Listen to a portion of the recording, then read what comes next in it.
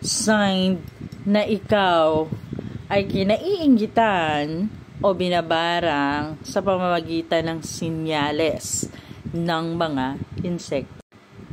Kung dumaan ka dito sa video ko at ikaw ay napahinto, ibig sabihin, curious ka. Baka nga, isa ka sa nakararanas nito. Kung ikaw ay nakakakita ng parang ang tawag doon is bakokang, kung tawag sa amin, o yung tinatawag nating beetles, yung matigas, yung parang may horn dito sa likod, pero matigas siya na parang salagubang, kung tawagin, na nabubuhay sa mga puno ng nyog.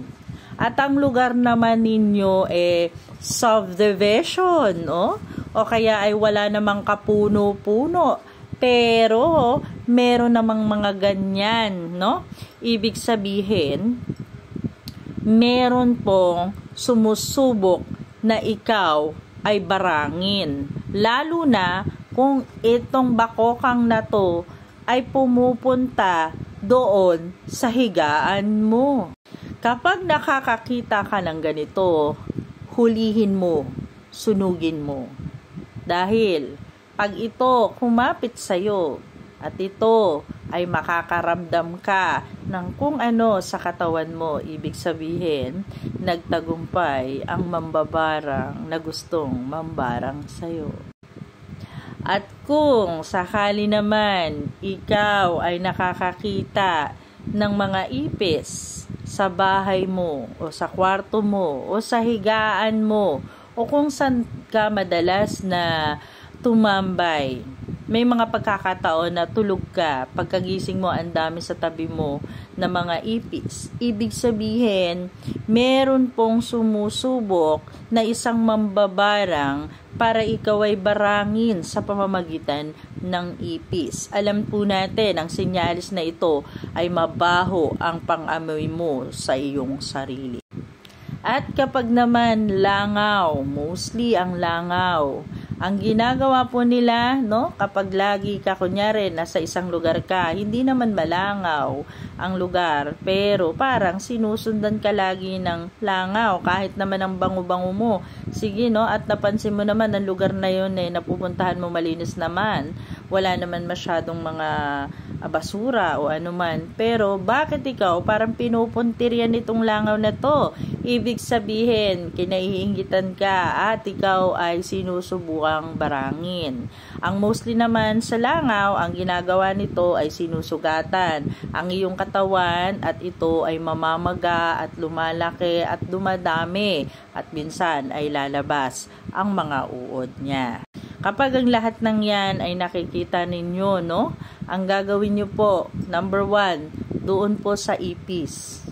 Kumuha po kayo ng asin sa paligid ninyo, nalagyan nyo ng apog at saka asopre.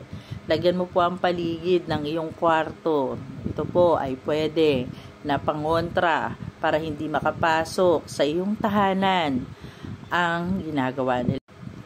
Ngayon naman, kung sa langaw, para hindi kanya lagyan ng langaw sa katawan, kumuha ka ng asin na may coconut oil, okay?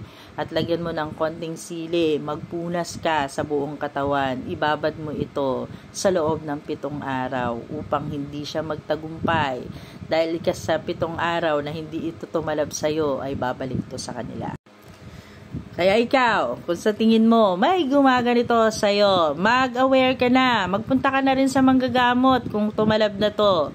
Tandaan mo, ang barang, ang pinakamalupit na pamarusa ng mga mambabarang na yan. Sabi nga sa mangkukulam, sila ang pinakamataas na antas, lalo na kung aswang na mambabarang. Kaya kung kayo ay makakakuha ng isang manggagamot na makakatulong sa inyo para tanggalin ang barang na yan, igalang nyo siya sapagkat ang barang ang pinakamahirap na gamutin sa lahat ng sakit. Kaya ikaw, handa ka ba sa barang?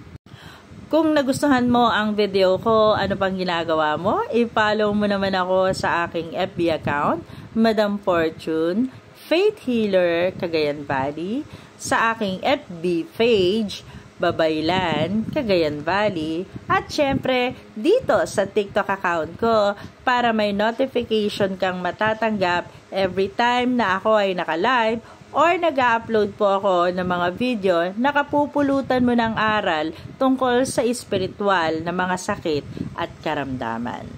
Ito nga po ang inyong lingkod, Madam Fortune, Babaylan, Cagayan Valley.